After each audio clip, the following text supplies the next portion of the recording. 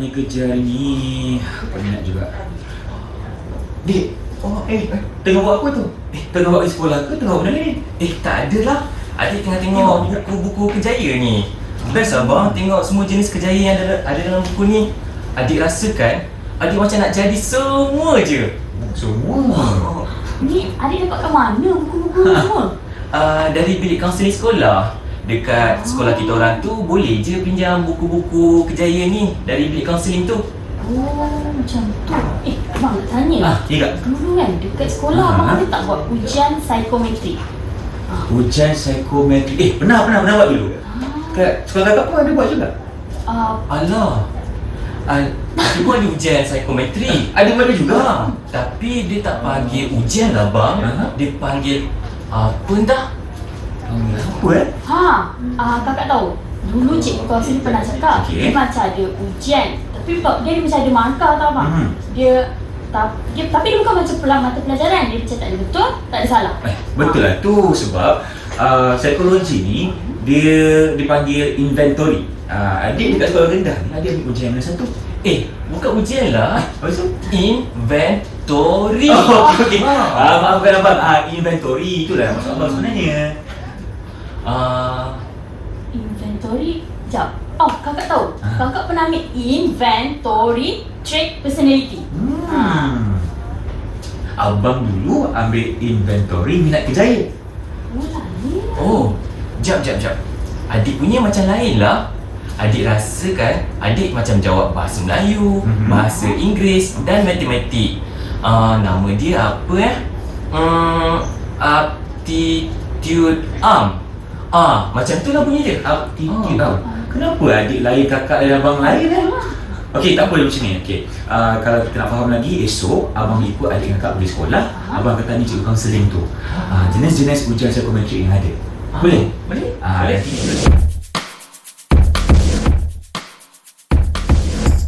Assalamualaikum, salam sejahtera. Anda bersama saya Irfan Syahmi di Didik TV KPM. Sekarang ini kita dalam rancangan pentaksiran psikometrik dengan tajuk yang cukup menarik iaitu meneroka diri melalui psikometrik. Dan pastinya hari ini kita akan bersama dengan seorang guru yang banyak pengalaman. Jadi kita saksikan dulu profil guru kita.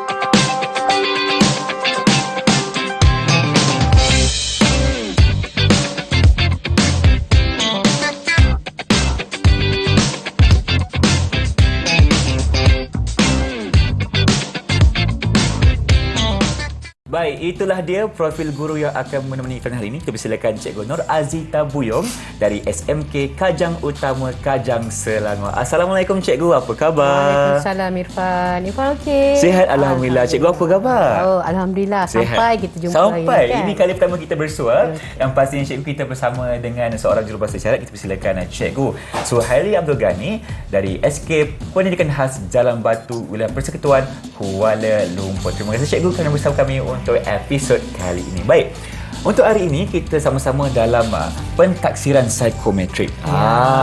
Dengar macam topik yang berat tetapi tidaklah begitu Cikgu kan? Jadi nak tanya sebagai permulaan Cikgu, apakah itu yang kita maksudkan dengan psikometrik? Okey, terima kasih Irfan. Sama-sama. Baiklah, jadi untuk tu pertama sekali kita kena faham dulu definisi apa itu psikometrik. Jadi psiko itu sendiri adalah kajian tentang jiwa. Jiwa ya Irfan ya. Dan ianya dan metrik itu pula adalah ukuran. Jadi bila dia mengukur lah contohnya tu. Jadi bila kita cerita pasal psikometrik, dia adalah kajian tentang kita nak mengukur jiwa. Kalau kita benda lain senang kita nak ukur. Kalau panjang boleh ukur dengan pembaris, kalau berat boleh ukur dengan timbang. Tapi kalau jiwa ni, jadi ada dimensi-dimensi yang kita boleh ukur dengan psikometrik ini, seperti kecerdasan, attitude, personality, itulah dia. Itu antara definisi yang kita boleh faham mengenai psikometrik ni. Dan nampaknya Cikgu, kalau kita nak mengukur dimensi yang minda atau jiwa ni, pasti ada pengukurnya itu sendiri. Jadi boleh tak Cikgu kongsikan kepada Irfan dan penonton yang sekarang ni jenis-jenis psikometrik yang terdapat di sekolah? Ya, betul tu Irfan. Jadi ada sebenarnya di sekolah ya, kita ada banyak inventory yang kita jalankan kepada murid-murid kita lah. Okay. Jadi antaranya guru bimbingan dan kaunseling ni, kalau kita lihat ya tadi, kalau kita lihat paparan sebentar tadi ya, macam mana adik-beradik tu. Yang bertiga tadi tu, cikgu. Bertiga tu. Okey. Jadi mereka ni kalau kita tengok, adik ambil lain, abang lain, kakak lain. Jadi kat situ jelaslah kita nampak ada beberapa jenis psikometrik yang ada yang kita jalankan di sekolah. Jadi untuk itu hari ini saya nak berkongsi sikit lah bagaimana psikometrik ini kita laksanakan di sekolah seawal tahun 4. Maknanya sekolah rendah ada, sekolah menengah pun ada. Jadi di sekolah rendah ya, seawal tahun 4 lagi kita dah ada psikometrik ni yang kita namakan aptitude arm. Kemudian di tahun 5 pula kita ada aptitude khusus kita panggil. Jadi dalam aptitude khusus ini dia ada inventory kecerdasan pelbagai. Kemudian kita ada tahun 6 pula aptitude, kita panggil aptitude tahun 6. Dan kemudian kita juga ada untuk anak-anak kita yang di pendidikan khas. Ada juga. Cuma diadakan di sekolah rendah lah.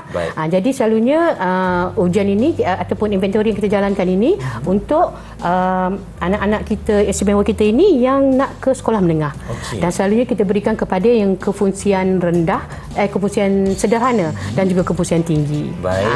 Itu yang ada di sekolah rendah tu. Kepada murid-murid yang di sekolah pendidikan khas juga dan di sekolah harian biasalah. Bagaimana pula di sekolah menengah, cikgu? Sekolah menengah pun kita ada. Maknanya kita ada daripada tahun 4 sehinggalah ke tingkatan 5. Jadi untuk sekolah menengah pula di tingkatan 1 di tingkatan 1 kita ambil mereka akan ambil inventory minat kerjaya. Minat kerjaya. Macam abang tadi ambil lah. Yang abang ambil yang tu. Abang tadi. Okey. Kemudian kita ada pula inventory kita ada inventory trait personality di tingkatan 2. Kemudian kita ada juga untuk tingkatan 3 kita ada MK dan juga IKP lah, maknanya kepelbagaian tu, kecerdasan pelbagai, ada satu lagi. Kemudian yang keempat pun kita ambil inventory trait personality. Dan yang terakhir sekali adalah tingkatan 5, iaitu kita ada inventory minat kerjaya. Okey, itu antara jenis-jenis ujian psikometrik yang ada di sekolah, sama di sekolah rendah maupun di sekolah menengah.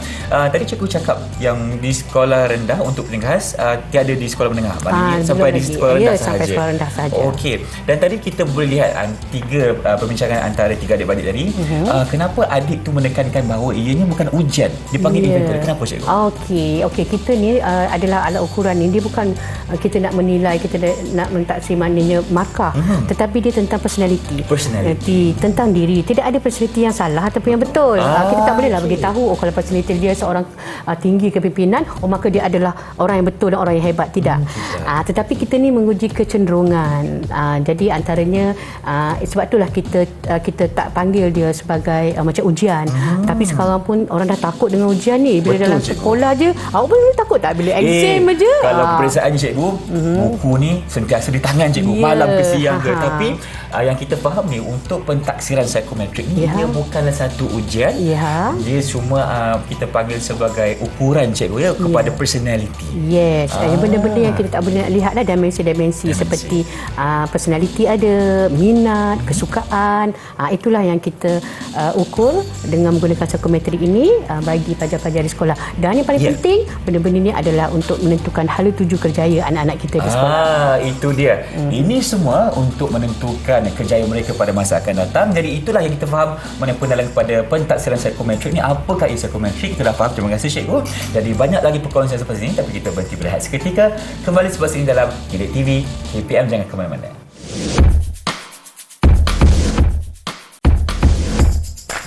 Inilah dia pentaksiran psikometrik Didik TV KPM bersama saya Irfan, dan tentunya kita bersama dengan Cikgu Nur Azita di sini. Cikgu, kita teruskan perbincangan kita. Nak tanya cikgu juga, tadi kita tahu yang terdapat pelbagai jenis psikometrik ni, dan nak tahu juga apakah kegunaan bagi setiap satu inventory.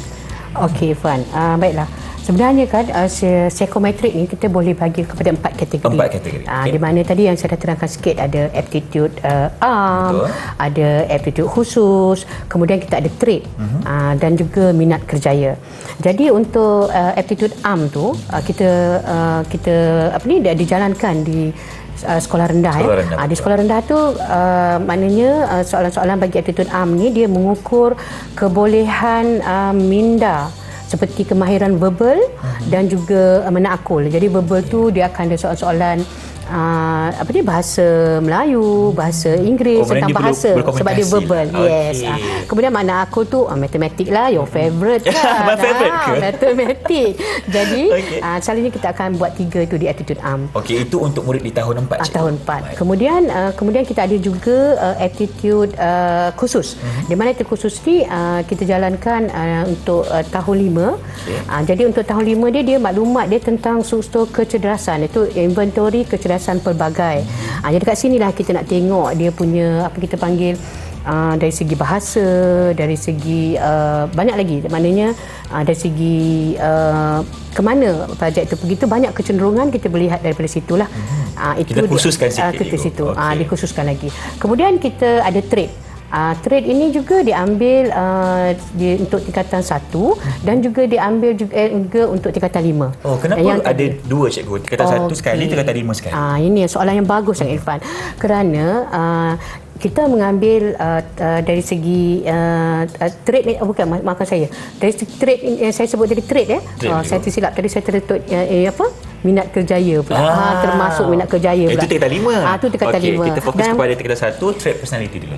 Tak, tingkatan 1 pun kita ambil minat ada kerjaya juga. juga. Okey. Jadi saya cerita minat dulu lah. Baik. Maknanya ada minat kerjaya ni ada tingkatan 1 dan ada tingkatan 5. Jadi mengapa dia diulang lagi sekali? Kerana semasa di tingkatan 1 dan tingkatan 5 ni kita ambil minat kerjaya ni di bawah teori Holland dengan andaian bahawa manusia ni akan berubahlah.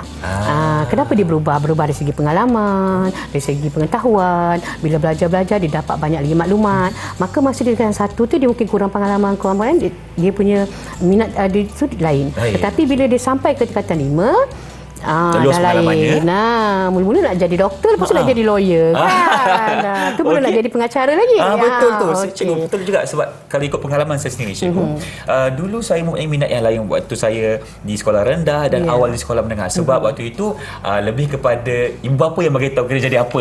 Tapi bila kita dah meningkat dewasa cikgu, kita dah pilih sendiri jalan apa yang kita nak. Ya, itu the best thing lah. Jadi sebaiknya perkara-perkara ini kita jalankan semasa kita dari sekolah lagi supaya perancangan kita itu lebih baik. Sebab itulah psikometrik ini diadakan di sekolah. Itu antara 4 kategori lah. Dan jika kalau kita lihat perancangan tempat disebut tadi, perancangan kerjaya ni, sebenarnya kalau dalam perancangan kerjaya ni kita ada perancangan kerjaya ni 4 perkara yang kita ambil untuk perancangan kerjaya. Pertama sekali adalah kenali diri. Kenali diri, yang kedua itu mengetahui maklumat-maklumat kerjaya.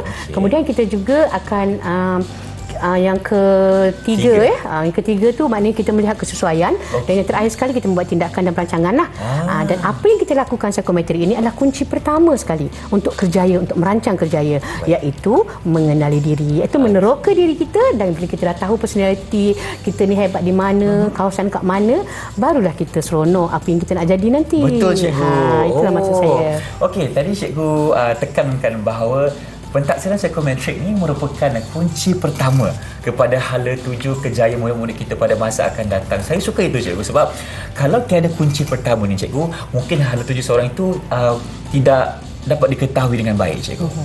Dan dari segi perancangan juga, mungkin cikgu boleh ceritakan sikit maksud perancangan cikgu itu dari segi apa cikgu? Okey, perancangan dia macam ni. Contohnya kalau misalnya kita sudah ada alat-alat ini, kita dah tahu apa kita personality ni. Kadang-kadang kita macam kalau kita lihat di luar sana nanti banyak aja macam bila dah naik masuk universiti dah nak minta nak tukar aliran lah, tak sesuai dengan diri lah.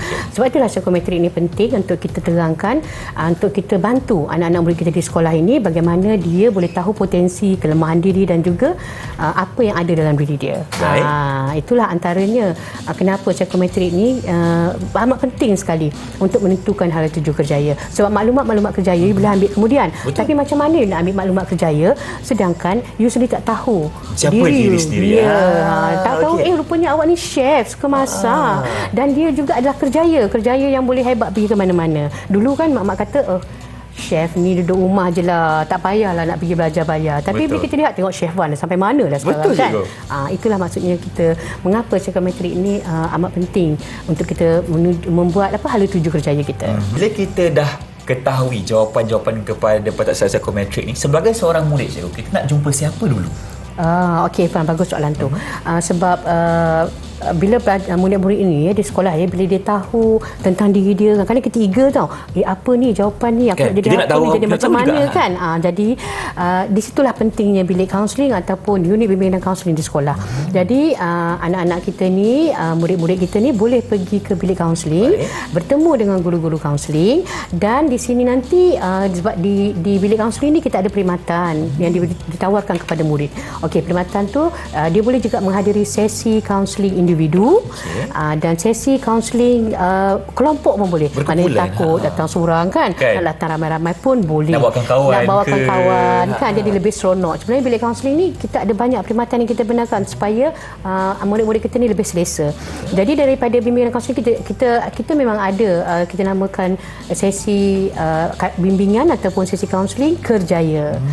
Jadi mereka bolehlah mendapatkan beritahu, tanya dengan cikgu bagaimana, dan terutamanya dari segi mereka nak tahu diri dan juga merancang dia orang punya kerjaya. Okey, di situ kita boleh nampak cikgu, murid-murid ni bila dah tahu jawapan kepada inventory yang mereka buat tu, mereka kena pergi ke bilik kaunseling dulu. Kena tanya, okey, saya punya ni cikgu sesuai tak? Saya nak jadi apa nanti cikgu? Nanti cikgu akan bagi penerangan ni. Sebab bila kita psikometrik ini, anda boleh tahu tentang potensi diri sebenarnya. Potensi diri anda, di mana kelemahan anda.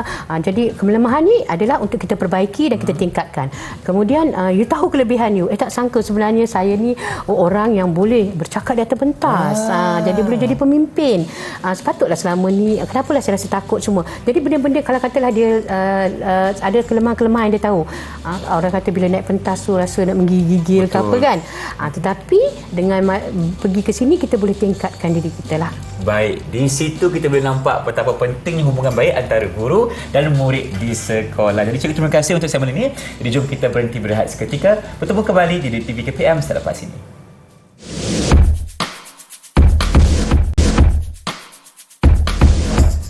Anda sedang menyaksikan pentaksiran psikometrik di TV KPM, dan di segmen ini kita akan beralih kepada satu topik seterusnya, iaitu selahkan potensi diri, bersama dengan Cikgu Nur Azita di sini. Nak tanya cikgu, sebagai ibu bapa, bagaimana kaedah dan panduan kepada mereka untuk berjumpa dengan guru kaunseling sendiri? Mungkin ada yang kata macam, kalau saya jumpa lagi saya tahu dengan lebih mendalam. Macam mana cikgu? Okey Irfan, benda yang ini kita sebenarnya di sekolah ni memang mengalu-alukan kehadiran ibu bapa untuk berbincang dengan guru kaunseling. Dan kita juga sebenarnya ada di sekolah kita ada tawarkan perkhidmatan perundingan keibubapaan. Memang dah ada dah. Jadi kalau pergi kat seluruh Malaysia, setiap guru kaunseling dia memang tahu tentang perkhidmatan ibu bapa. So maknanya kita memang alu-alukan lah. Jadi untuk ibu bapa ni, kalau dia datang berjumpa guru kaunseling, banyak perkara yang dia boleh tahu tentang anak dia. Kadang-kadang kita ni nama je duduk rumah, kadang lama kita tak tahu sebenarnya kebolehan dan potensi anak-anak, sebab dekat sekolah dia lain. Kadang kat rumah dia lain kan. Dia selalu, jadi bila kita selalu juga dapatlah beli beberapa datang bawa, kalau dia macam dah dapat keputusan daripada psikometrik tadi, kita boleh gunakan psikometrik itu untuk menerangkan pada ibu bapa tentang potensi dan kelebihan anak dia. Sebab bila kita lihat ada antaranya cikgu, saya nak anak saya jadi doktor juga. Ada yang macam nak macam mana je? Jadi, kan? Apa yang guru kaunseling akan bagi nasihat kepada ibu bapa cikgu? Macam ni. Yang pertama begini, kalau benarlah dia nak anak dia jadi doktor, dia pun juga kena turut menyokong persekitaran yang untuk membantu personaliti anak dia untuk menjadi seorang doktor. Ini bagusnya psikometrik ini. Bila dilihat bahawa anak dia rendah rupanya, bukannya jenis investigatif, iaitu bukannya anak yang maknanya jenis yang macam mana, tapi tadi kita dapat maknanya kalau kita lihat semuanya ini dia kena mengikut perubahan juga. Katalah masa tingkatan 1 tu dia tidak menuju kepada sains. Jadi ibu bapa nak juga anak-anak ini jadi sains. Jadi sediakan persekitaran yang bagus untuk anak-anak ini untuk menuju menjadi seorang doktor. Kalau nak pergi lawatan tu, bawalah lawatan-lawatan yang menuju kepada sains kan. Pergilah petrosains ke Pergi apa petrosains, pergilah. Lepas tu kalau nak tengok pergi zoo. Jadi yang ini akan membantu personaliti anak-anak ini untuk terus menjadi ke bidang perubatan ini. Jadi kalau dia nak anak jadi engineering, bawalah benda-benda yang menuju ke engineering. Jadi itu yang kita kata, kita sebenarnya boleh mereka bentuk kejayaan anak-anak ini. Tapi kalau yang sebagusnya adalah jika ianya datang daripada anak itu sendiri. Jadi kadang-kadang anak-anak ada juga ibu bapa yang datang ke sekolah, dia kata anak saya ni asyik melukis je, cikgu tak belajar pun. Jadi di sinilah jika kita lihat, kita akan refer balik daripada jawapan psikometrik tadi, rupanya artistiknya tinggi. Itu jadi, kecenderungan anak ya, dia. kecenderungan anak dia. Di sini you boleh aja. Jadi ibu bapa boleh je berfikir bagaimana nak hantar. Dah boleh dah plan kan. Itu kita boleh merancang lah. Kejaya Itu merancang kejaya. Macam mana yang kita katakan dia boleh merancang kejaya itu? Di situlah tadi cari maklumat tentang lukisan, melukis boleh jadi. Melukis ni bukan boleh melukis. Orang selalu kata melukis tepi jalan. Tapi kalau kat luar negara, melukis ni tinggi, ni mahal harganya, betul tak? Jadi itu saya kata dari segi artistik ni sendiri banyak bidang yang mereka boleh pergi. Itulah antaranya jika kita ibu bapa boleh datang dan melihat kecenderungan personaliti anak dari seorang pendiam tu, macam mana cara nak naikkan, tingkatkan supaya mereka boleh berkomunikasi dengan lebih baik. Okey, cikgu nak tanya juga, mungkin ada ibu bapa yang sedang menonton sekarang ni nak tanya, boleh tak kita bagi satu paksaan kepada anak kita untuk menjadi seorang yang bukan diri dia? Okey. Soalan tadi bunyi pun paksaan tu. Paksaan kadang-kadang kat mana-mana pun nak paksaan juga anak dia kan. doktor. Walaupun anak dia tu merupakan seorang yang suka melukis. Contohnya begitu. Bagaimana itu yang saya kata tadi. Kalau betul-betul kita nak anak kita jadi, kita kena ada juga bantuan dan sokongan daripada parents sendiri. Kalau kita nak anak kita jadi apa, maknanya kita kena berusaha lah. Maknanya kita kena menyokong bagaimana nak membawa anak ini menuju kepada hala tuju kejayaan yang mereka nak. Yang itu kalau yang mereka nak lah. Jadi kadang-kadang ada juga, itu ada ibu bapa yang sudah tentukan yang nak jadi ni. Ada juga satu juga ibu bapa, jadilah apa kau nak jadi nak pun ada juga. Jadi anak pun boleh nak jadi apa ni. Dia pun tak tahu je nak buat apa. Jadi perkara yang paling bagus sekali adalah datanglah ke bilik kaunseling, berbincang dengan guru-guru kaunseling. Guru kaunseling akan tersedia je bersama parents atau bersama ibu bapa untuk kita terangkan tentang kecenderungan, potensi anak, di mana kelemahan dan mana yang patut kita tingkatkan. Baik cikgu, itu dari segi panduan kepada ibu bapa. Dan nak tanya juga cikgu, dari segi guru kaunseling itu sendiri, bagaimana cara untuk dia menyelahkan lagi potensi diri murid-murid di sekolah? Banyak. Kalau kita nak menyerahkan diri murid-murid ini, itu yang kadang-kadang untungnya kita ada analisis ataupun psikometrik ni. Jadi apabila kita buat, kita dah boleh merancang program-program untuk anak-anak kita di sekolah. Sebab ada antara anak-anak ini adalah antara anak yang jenis gaya belajarnya lain. Mungkin ada yang jenis visual, maknanya dia suka melihat benda macam sekarang ni orang nak tengok TV. Jadi di situ juga dia belajar sebenarnya. Tetapi ada juga jenis anak-anak kita yang kinestetik. Jadi kalau you buat dia ceramah dia duduk, macam awak pun tak suka ceramah kan. Jadi kita akan tukar. Kemudian kalau pula kita akan lihat, bila kita lihat dia di dalam kelas ini rupanya adalah orang yang maknanya murid tahun ini adalah murid yang aktif. Jadi mungkin program-program yang guru-guru kaunseling boleh rancang untuk melalui psikometri ini untuk membuat program-program kejaya di sekolah. Itulah dia peranan guru terhadap mencungkil bakat dan potensi diri murid-murid di sekolah rendah maupun di sekolah menengah. Terima kasih cikgu atas penerangan yang telah diberikan. 30 minit kita bersama. Nak tanya juga cikgu, bagaimana dengan kesimpulan mengenai topik kita pada hari ini? Silakan cikgu. Okey, cara keseluruhannya ya, bila kita lihat ya, psikometrik ini memang satu yang amat penting ya untuk kita semua tahu, dan ianya boleh membuatkan kita merancang atau mereka bentuk ke hala tuju kerjaya kita. Dan yang paling penting sekali, psikometrik ini boleh meneroka diri kita. Tak payahlah macam kita nak, kadang-kadang kita tak tahu kan, kita jumpa macam orang kata dia bukan tok bomoh kan, bukan dukun, datang-datang dia saya tahu apa awak akan jadi. Tidaklah. Tetapi dengan menggunakan psikometrik ini, perkara-perkara ini boleh menjadi panduan untuk kita melihat hala tuju kerjaya anak-anak kita di sekolah. Baik, terima kasih kepada Cikgu Nur Azita, dan lagi sekali saya ucapkan terima kasih kepada Cikgu Suhaili kerana bersama kami dalam episod kali ini. Jadi sebagai seorang murid, kita kena jawab pertanyaan psikometrik, dan kepada ibu bapa dan guru, congkel bakat dan potensi murid-murid di sekolah supaya mereka dapat tahu hala tuju pada masa yang akan datang. Kalau kita berjumpa lagi dengan itu, Assalamualaikum, salam sejahtera di TV KPM.